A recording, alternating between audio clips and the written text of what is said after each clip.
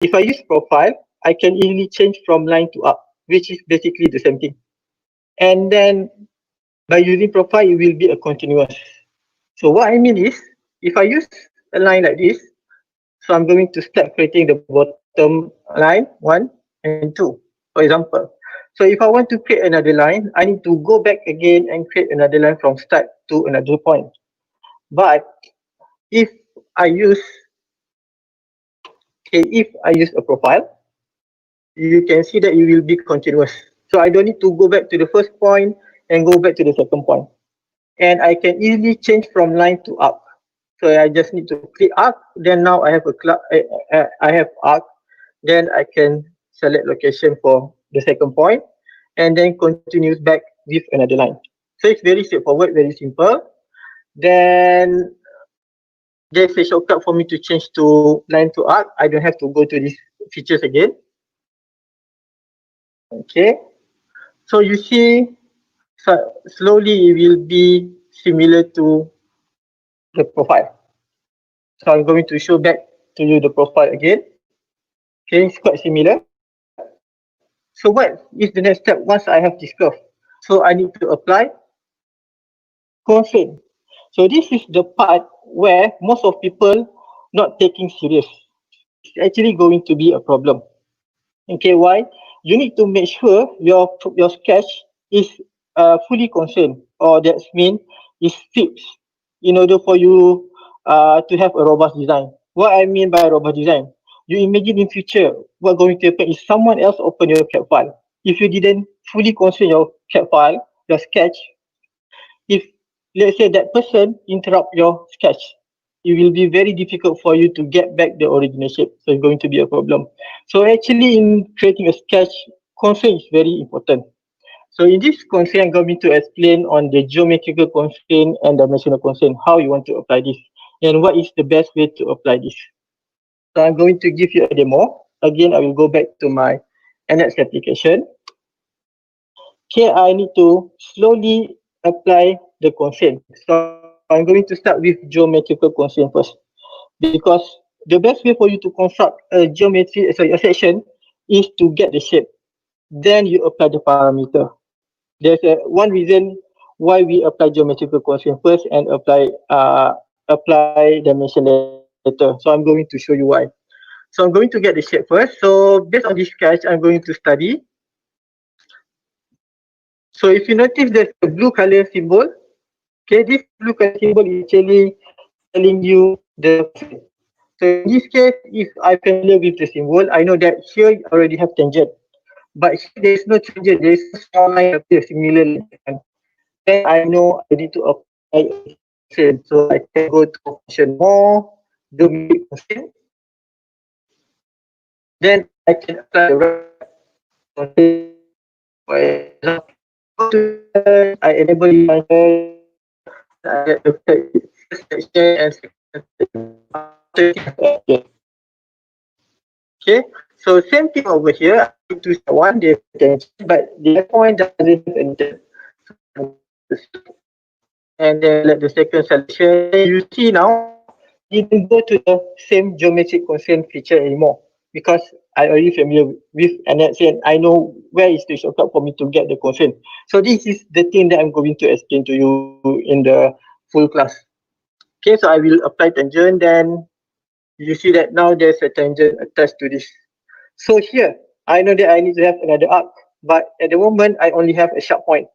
Okay, two lines meet to each other. So what I can do, I can use arc, or I can use circle over here, or I can use a different features, fillet. Okay, so I can apply fillet for both shape, and ultimately I have a tangent, and then I can show you to study the geometry. For example, if you make it wrong, so what's going to happen? Something like this. You will see there's an additional point appear. So the reason is because of the way you constructing your section. So in this case, I will show you how to modify, how to study your section, and then I can remove it. Example point, and I can remove. Then more or less, I get the shape. Then the next step is for me to apply the, where is my slide? For me to apply the dimension. Okay, because I already managed to get the shape, all the constraint is there. Oh, sorry, I have one more constraint to do, which is perpendicular. And then later I can just apply the dimension. So what I can do now is I can go to these two lines because I know perpendicular is at the line, not at the tangent. So I'm going to explain to you where to use the constraint and how you can use this constraint based on the selection. So something like this. So you see now slowly it will change to what I want. So now, as I mentioned, why I apply geometrical constraint first, not directly apply the dimensional constraint. Because when you want to set the first dimension, because currently what you see, there's a dimension, but this is not the right dimension. This is what we call as reference dimension. Reference dimension means that if I try to pull this line to somewhere else, you see the value change depending on my movement. So this is what we call as reference dimension. It's just a dimension refer to your object. In terms of good sketch, you need to make sure you are using a driving dimension. It's a different thing. Driving dimension means you use the dimension to control your sketch. Okay, that is what are the things that we need to do. So in this case, for example, I want to apply a dimension, 50 mm dimension. So I can just select to the right selection. So I will show you how to read a drawing and how you want to apply in your CAD. So let's say this is the dimension that I want. I place it and then I change with the right value, 50 mm. So if you notice, all the driving dimension that you have over here will automatically change. Why? Because when you assign the first dimension, automatically all your sketch will follow the same scale. Means that let's say previously this is 20 mm dimension. Now you suddenly change to 50. So what going to happen is all of the curve over here will to 2:1 scale. So that is the reason why I need to apply geometrical constraint and dimensional constraint. And slowly I need to apply the fully constraint, and at the end I need to make sure there is left is fully constrained, something like that. That is how you construct a good sketch. Okay, but I'm not going to show in this section. Let's assume that I already finished this. Then I know that I need to finish the section and I have my section, something like this. Okay, so next. Okay, so I'm also going to explain to you how you can study your sketch. For example, like you can use relation browser to study your constraint in terms of geometrical constraint or dimensional constraint. Then you know what's wrong with your constraint. For example, you have a wrong status like uh, something like over constraint, for example. Then you know where you can do something to edit. Okay, and then once I have the right section, then I can show you how to create the solid from your section. So in this case, what I'm going to cover is there's a lot of features. For example, I can show you how to do extrusion, how to do revolve, okay, how to use sweep along guide, okay, and then how to apply boolean. Boolean is something like a combined feature for your multiple body. So you can use a different way to combine the body. So let's take example again. Based on my section, so I want to generate a solid.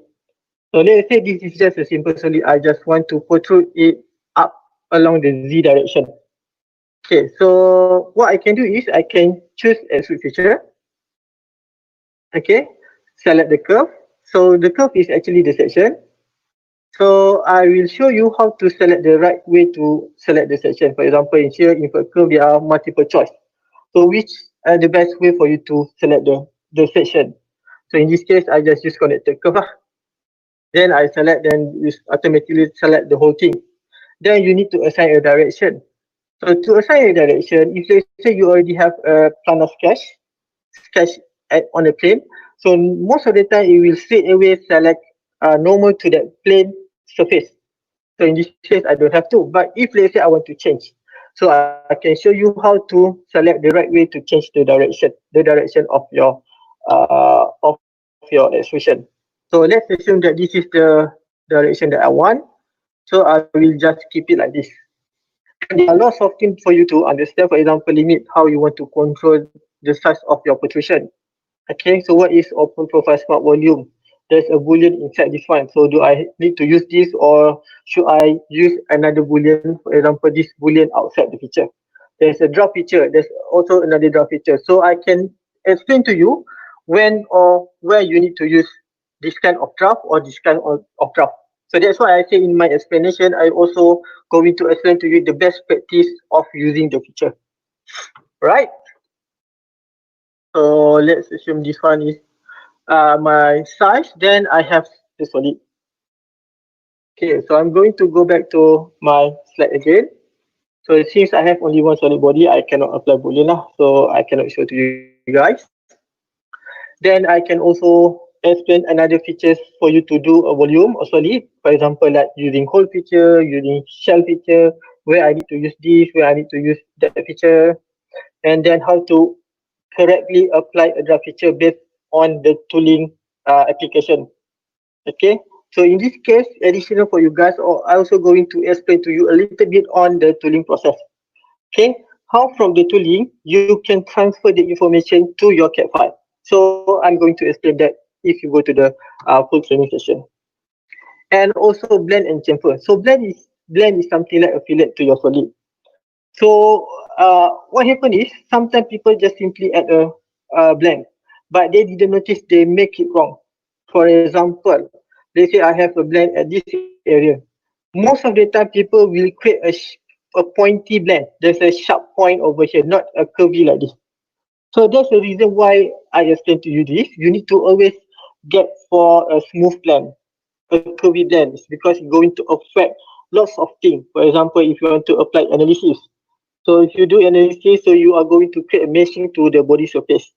Or maybe you want to send this file to your tool maker, your supplier, for example. Then again, they will do the same thing, meshing. And if you have a sharp point, it's going to be a weak point for your CAD file. Or worst case, they cannot create the tool for you, cannot create the modification for you. It's going to be a problem.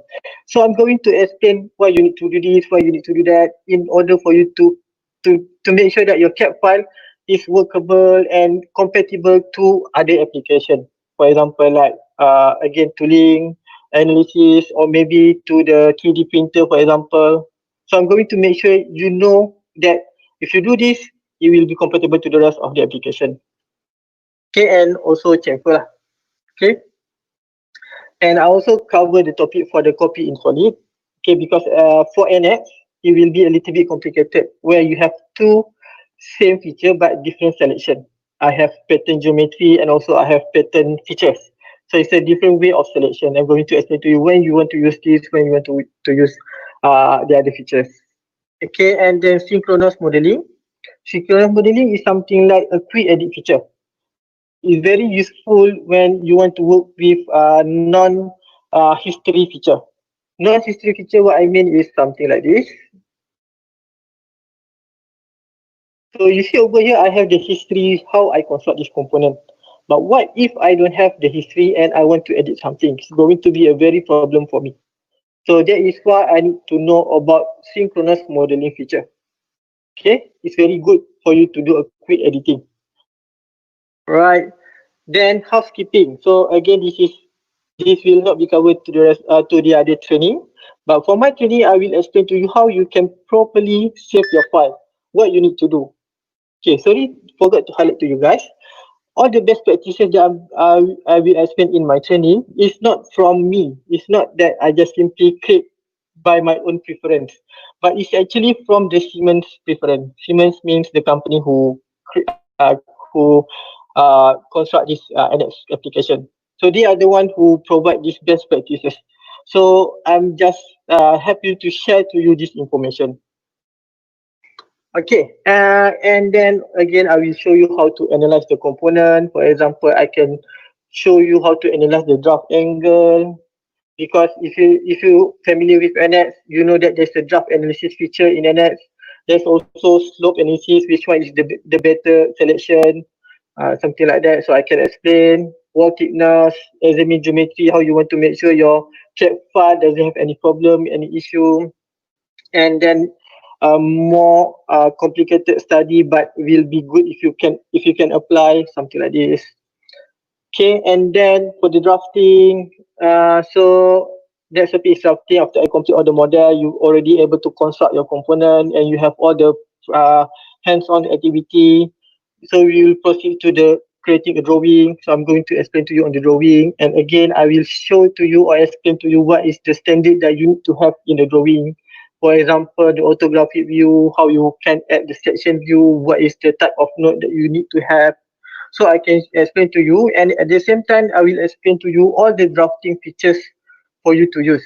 For example, I can explain to you base view, but how you know that this is the best base view that you need to use, and from the base view, which view that you need to use in order to show the projected view. For example, top view, side view. All right, then any other details like details view, section view, how to construct this kind of view, or maybe if you have question or if you have example like a very long component, how you want to show the component inside, but at the same time save space. So I can suggest to you to use interrupted view. So all of this will be covered in the training lah. And then how to properly apply a dimension. So in this case, I will also explain to you what type of dimension that you can use. For example, we have in the standard we have functional dimension, manufacturing dimension, reference dimension. So I will explain to you what is that dimension and when you need to use this and how you can create that dimension using NX. Okay, so example like that one. Okay, and also annotation. How you can create the annotation, how you want to select the symbol, how do you want to change title block, for example. Okay. So once I finish the drafting feature in the third day, then the last topic will be assemblies. How you want to manage assemblies.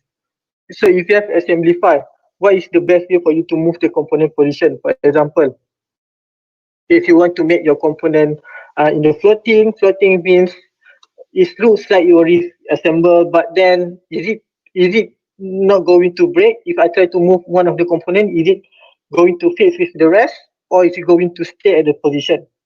Or something like this. Depend on the situation, I can move, but if move in terms of the design intent only. Design intent, for example, like this component, it can rotate at this pivot area. So this area can only rotate, cannot movable like this one. This is free. This is depend on the design. So I'm going to show you how to construct the floating and how to construct the assembly constraint in your assembly. And additional for you guys, I will also show to you how to perform arrangement, how to create something like an alternate position to your assembly file, like this. Okay, and then how to create explosion. And the best thing is for you to know how to analyze your assembly. How are you going to make sure that the interaction of every component is very good? Is it enough space, or maybe it's not enough, or is it interference? Okay, so this is quite relevant to tolerance analysis. Okay, so this is what you are going to be covered in the full session training. So I hope that you guys clear with what I'm going to explain and interested with the topic that I'm going to cover. And if you want to customize some of the topic, I'm okay for discussion. Okay, so Miss Denny, I think I uh, completed my part. Oh, okay, sorry, one more thing. So yeah. Okay. So example of my handout. Okay, so this is example of my handout, the one that I'm going to explain to you. So I'm going inside this handout, I have like the explanation on the feature, for example, introduction to NX, what it will be used for. Okay, in terms of the application, this application can be used for what, and I will also add in the best practices inside this handout. So it will be very good for your reference later. If okay, reference for you later. Okay, so that's for me. Okay. Uh, okay, thank you so much for the participant. Okay, sekejap ya, I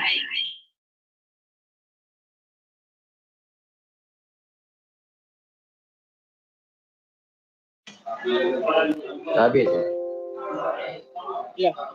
For my part sudah. Okay, thank you so much. Yang baru join kita tadi pun ada masalah sikit partisipan yang nak masuk tadi, tapi tak apa, because we actually YouTube live, so we can give you the link and you also can replay back lah. Yang mana yang terlepas tadi. So far sebelum nak ending, kita nak tanya kalau ada partisipan nak tanya apa-apa tak dekat Cik Faiz? Or anyone want to ask anything before I end the training? Kita boleh share something. Kalau tak ada, mungkin maybe I share something dekat sini. I would like to inform that we also have a big class for those yang interested to join us. The date is on 17 July. Here is the date. This is the class date. So I put is 21 to 23rd July. 3 days. Okay, so currently we're having a promotion right now. So the promotion price, the original is 1,000 something. The promo price is 750 ringgit per pax. So if you registered 3 pax, so you will get the 4 seat for only 150 ringgit. In case you are not comfortable with the virtual class, right? We will open a physical class because some of the clients said that very hard to get to learn throughout the virtual learning because nak need practical kan, because that's why this class 3 days sebab kita ada practical session as well. So actually Cik Faiz ada banyak juga training yang kita buat AutoCAD. It's not only essential CAD training for basic to intermediate, but also up to advanced, right Cik Faiz? Yes. Also, yes, we can customize all your trainings based on your environment or your work experience lah. I mean, we can customize on your job scope or training request. Alright, so that is about us. Okay, so far semua orang okay ke? So I fully this 1 hour sharing fully help you guys a lot lah. So just wanted to share something. This is what we have done during the MCO and the training that we've done. So if you're interested in any of the topic, you can just request us because we have about 13 trainer and about 14 to 20 course that we can give you a free for the 1 to 2 hours each session for this one. Just request to our team if you need or ask for any training calendar. And if you like to have a paid class or physical class also, you can just let us know lah.